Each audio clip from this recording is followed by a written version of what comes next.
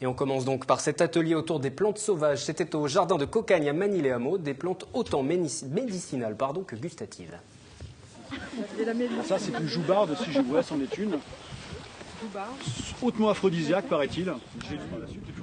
Mi-clown, mi-magicien, le gourou de cette troupe en chaussures de marche est venu dispenser ses conseils au jardin de Cocagne de Magny-les-Hameaux samedi. Au menu et à toutes les sauces, les plantes sauvages. Beaucoup prennent des notes, certains des photos, les autres boivent littéralement ses paroles et même les connaisseurs font des découvertes. Alors l'if, moi, dans ma campagne, étant enfant, c'était l'arbre à ne pas toucher. Et aujourd'hui, eh bien, on me dit que les baies rouges sont comestibles. C'est une, voilà, 63 ans, c'est une première. Et bien souvent, les plantes sauvages sont autant médicinales que gustatives, des alicaments qui datent de milliers d'années. La grande consoude, là, en particulier, pour les contusions, etc., les traumatismes, c'est intéressant, ça m'arrive souvent. Donc voilà, ça c'est très, très intéressant pour ça. Et effectivement, à la vapeur, je les préfère, mais cru, ça passe à merveille, véritablement. En vapeur, en cataplasme, en infusion ou en canapé, pour eux les herbes folles deviennent des trésors. À la découverte d'un patrimoine discret, connu de nos ancêtres depuis la préhistoire, mais oublié de la plupart d'entre nous aujourd'hui.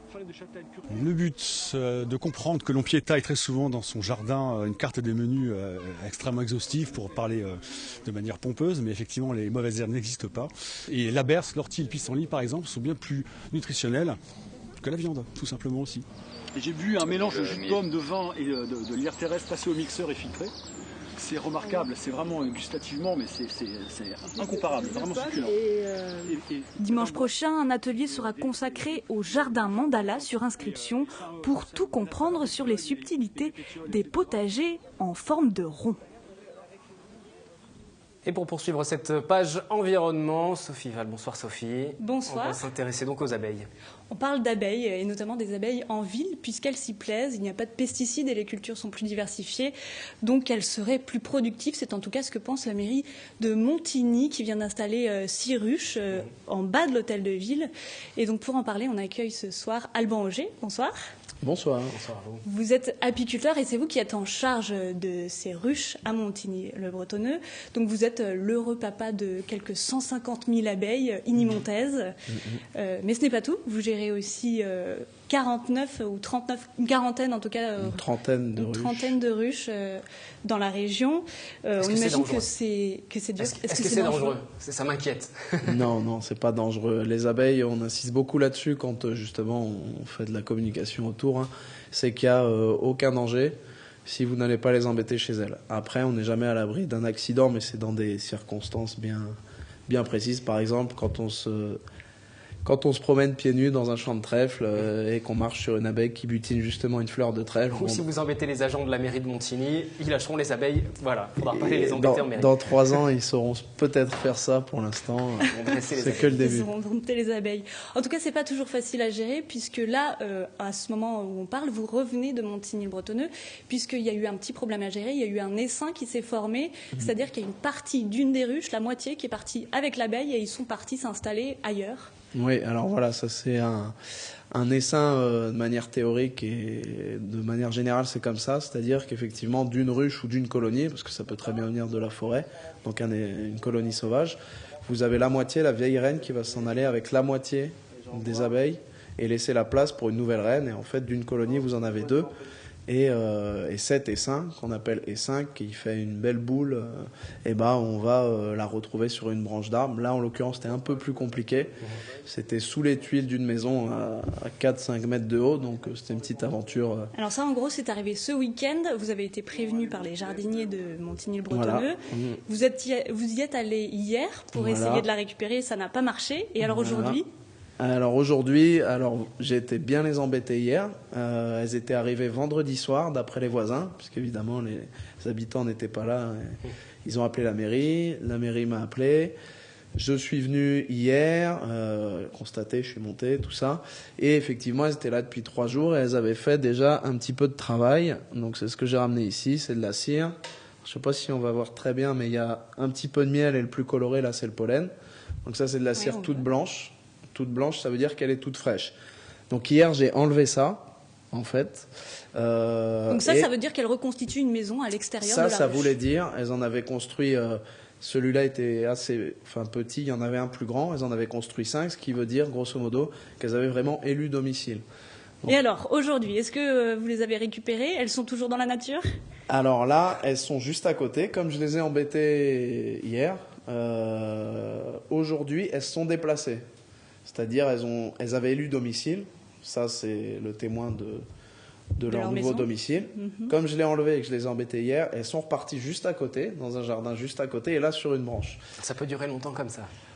Alors, ça peut durer longtemps. En fait, l'essaim, donc la boule qu'on voit se balader, c'est transitoire. Ça veut dire qu'elle cherche une nouvelle maison.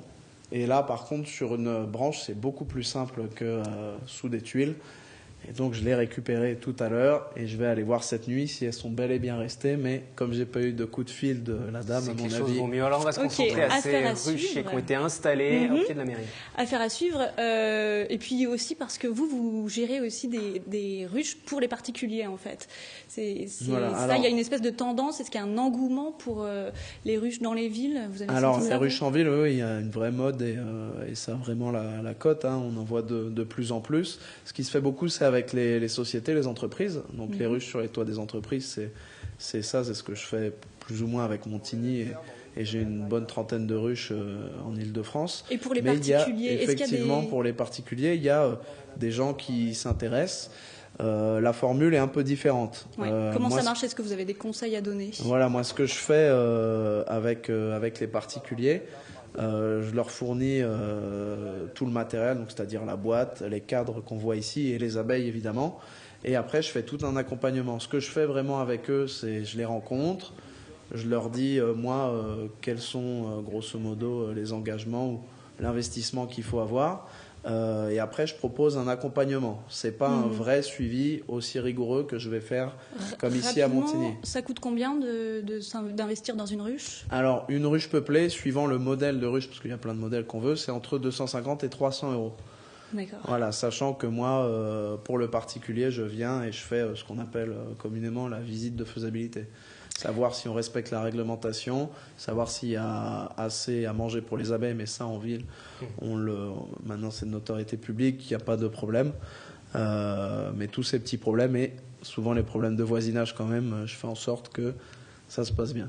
On peut en avoir sur son balcon, une ruche? Il y en a qui ont déjà des abeilles sur leur balcon, dans Paris même et en banlieue.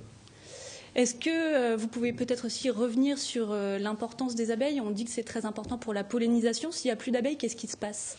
Alors, c'est toujours la phrase qu'on sort et qui a été, on va dire, donnée à Albert Einstein, c'est que si l'abeille mourait, l'humanité n'en aurait plus que pour 4 ans. Après, on peut avancer d'autres chiffres, et là, on sait que ça vient d'eux. L'INRA, par exemple, a fait une étude donc très sérieuse, et en fait, l'abeille est impliquée...